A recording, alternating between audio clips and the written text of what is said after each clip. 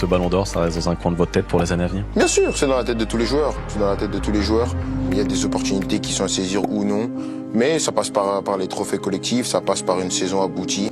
Je brise pas de tabou que si je fais une saison aboutie et que je gagne des trophées, je vais le gagner aussi. Donc il faut être concentré d'abord sur ce qui est à ta portée. Et ce qui est à ma portée, c'est aider mes équipes. La quotidienne, bienvenue. Kylian Mbappé, buteur contre l'Ukraine, s'est livré à Saber Defarge hier dans Téléfoot. Le capitaine de l'équipe de France a évidemment évoqué la cérémonie du Ballon d'Or qui aura lieu dans 2 petites semaines. Il reste focus pour l'avenir avec la rage de vaincre. Mais Kylian, cette année, ça se jouerait quand même entre Yamal, Hakimi et Dembélé. Qui le mérite selon toi? Ousmane? Oui. Pour moi, oui. Pour moi, oui. Je pense, j'espère qu'il va le gagner. Moi, je l'ai soutenu dès le début.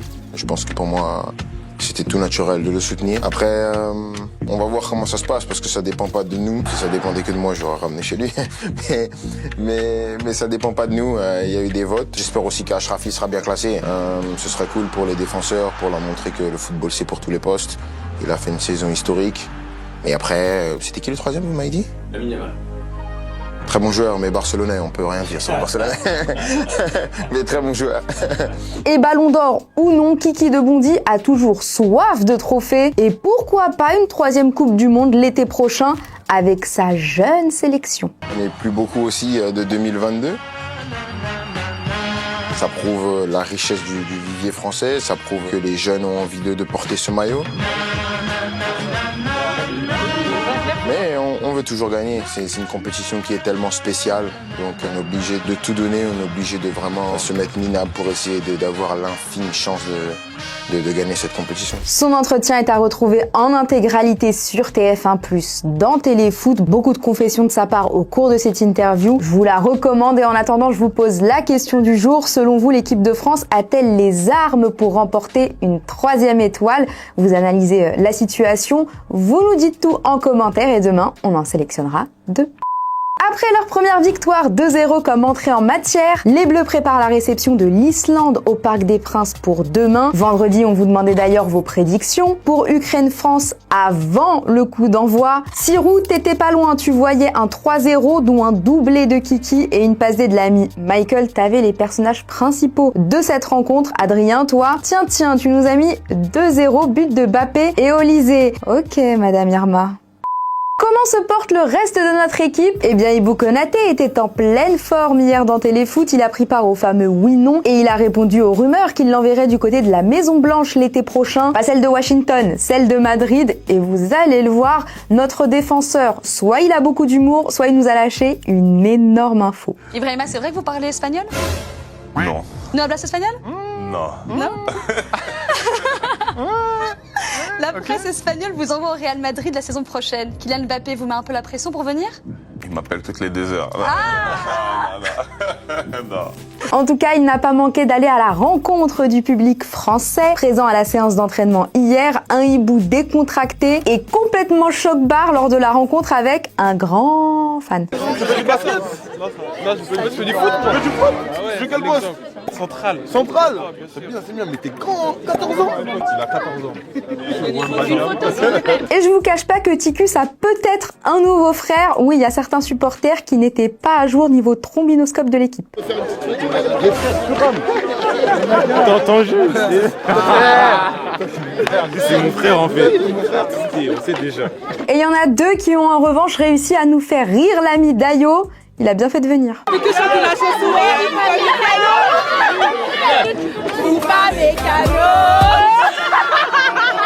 En fait, ils se sont bien amusés, nos footballeurs. On est retourné en maternelle grâce à eux. Par contre, attention au matériel de Monsieur Guillaume Bigot. Il met un coup de fouet sur le...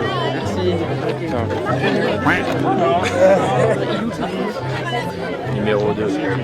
Il y a beaucoup? Quand même. C'est lui, regarde. Si,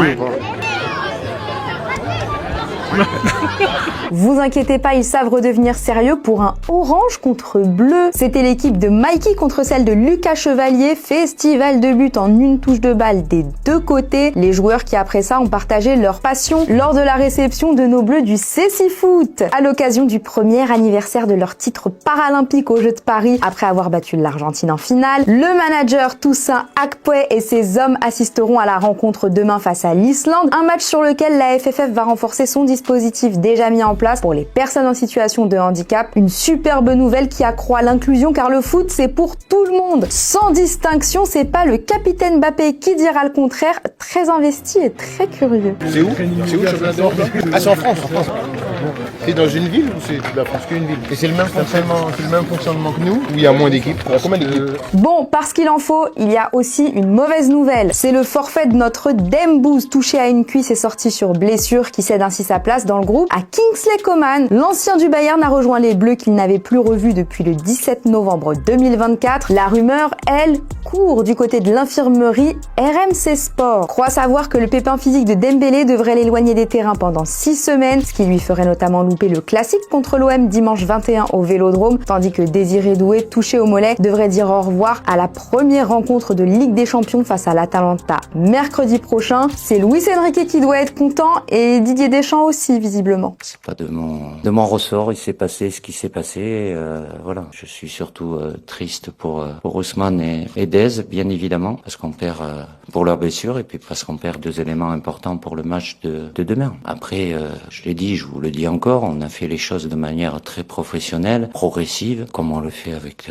tous les joueurs, en tenant compte pour chaque joueur de leur ressenti, c'est quelque chose qui est important aussi. Justement, amis parisiens, on pense encore à vous, car après 20 saisons d'émotion, Presnel Kimpembe a quitté le Paris Saint-Germain. Le défenseur qui était à Paris et seulement à Paris depuis ses 10 ans a rejoint définitivement le Qatar SC. Sa rupture du tendon d'Achille l'avait fortement freiné depuis 2023. Il était sous contrat jusqu'en juin prochain avec les Parisiens qui l'auront vu jouer à 241 reprises. 3e joueur le plus titré de l'histoire du club francilien, fort de ses 8 sacres en Ligue 1, 5 feux Coupe de la Ligue, 7 Coupes de France, 6 trophées des champions et une Ligue des champions. Une longue et belle page qui se tourne.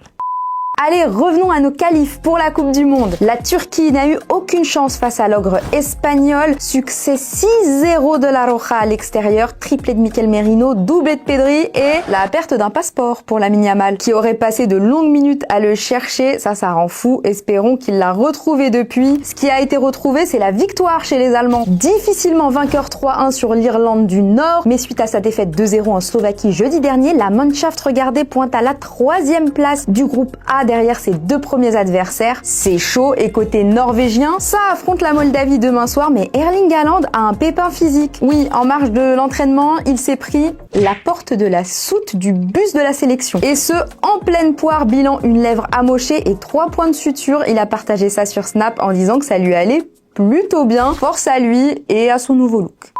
C'est la fin de la quotidienne. Demain soir, c'est France-Islande en éliminatoire de la Coupe du Monde 2026 en direct du Parc des Princes dès 20h35 sur TF1 et TF1+. On se retrouvera juste avant pour la quotidienne et d'ici là, on se quitte avec un bonbon spécial équipe de France. Ciao.